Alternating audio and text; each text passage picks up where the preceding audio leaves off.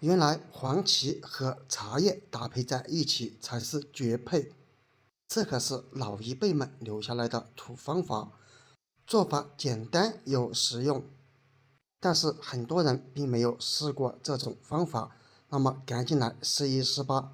大家好，这里是鹏鹏美食房，准备一把黄芪10到15克之间都是可以的。然后加水把黄芪清洗一下。当然，清洗黄芪是非常的简单，只需要用凉水把表面的灰尘洗掉就可以了。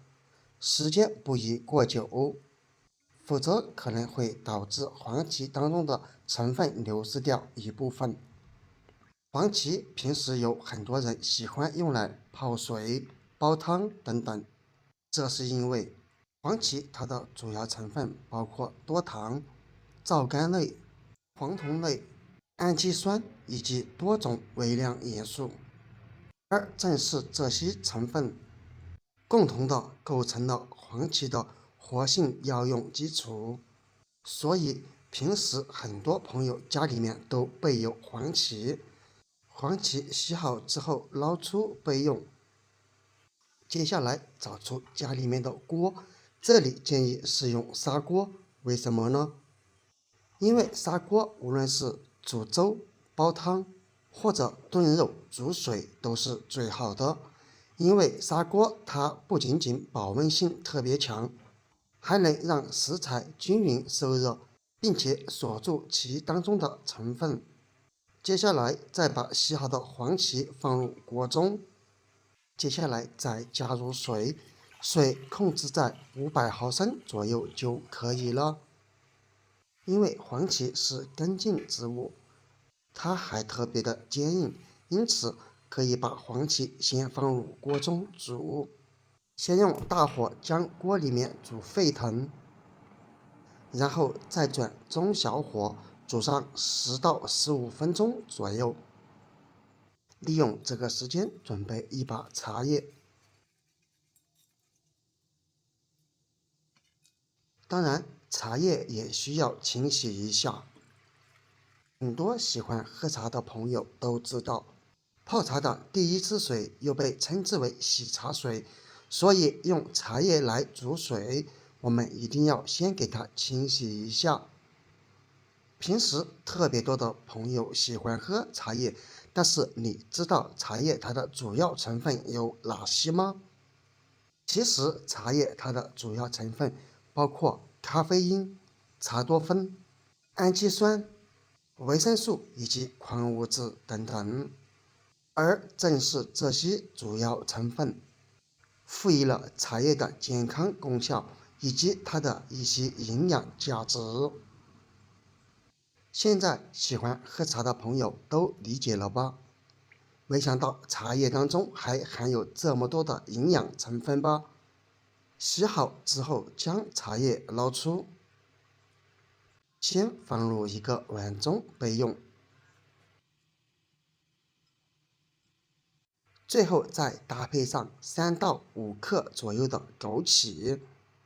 当然使用之前也需要洗一下，洗枸杞就相对比较麻烦一点，加入一勺面粉，然后撒上一点点水，再用手开始抓拌。这是因为枸杞在生长、晾晒过程当中没有经过任何处理，而表面又凹凸不平，非常的容易藏纳灰尘，直接用水是洗不干净的。因此用面粉来抓洗，因为面粉它具有非常强的吸附作用，通过这种方法才能把枸杞洗得干干净净。虽然说枸杞营养价值特别高，但是我们也一定要给它清洗干净哦。而枸杞的营养价值，很多朋友都特别的清楚，因为很多人喜欢用它来泡水、煮粥等等。一句话足以说明，人到中年不得已，喝啥都得配枸杞。洗好之后，把枸杞捞出，放入漏勺当中。这时候我们还得再次用水把枸杞冲洗一下，洗去表面的面粉残留就可以了。洗好之后，枸杞也备用。直到锅里面的黄芪煮好以后，开锅，一瞬间，一股浓郁的黄芪味道扑鼻而来。而这时候，黄芪已经煮了差不多了，可以看见里面的水也已经逐渐开始变色，而且黄芪也已经被煮软。那么就是这个时候，把洗好的枸杞倒入锅中，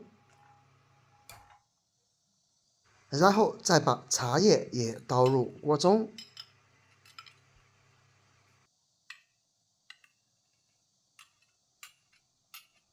稍许搅一搅。这时候我们也可以加入一块红糖来中和口感，当然不喜欢甜的朋友也可以不放。再次搅一搅，这样可以加速红糖的融化速度。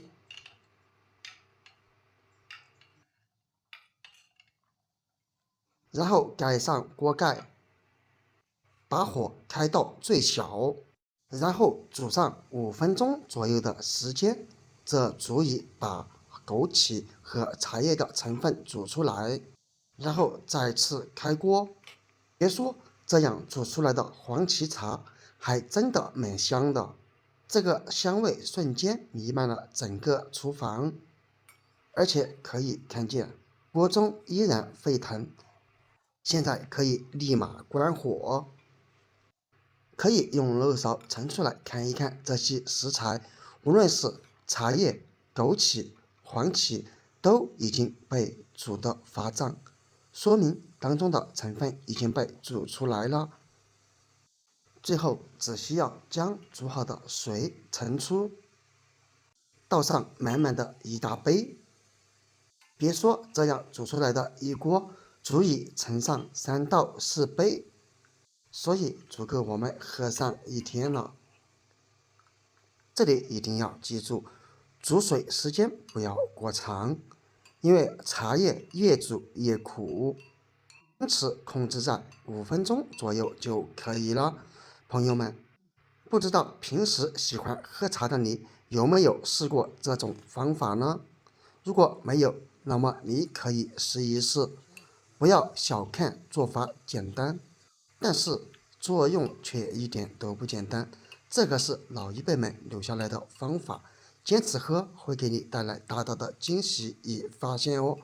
我相信很多朋友知道了黄芪煮茶叶的作用了，你可以分享出来，希望可以帮助到更多有需要的朋友们。好了，今天就分享到这里了。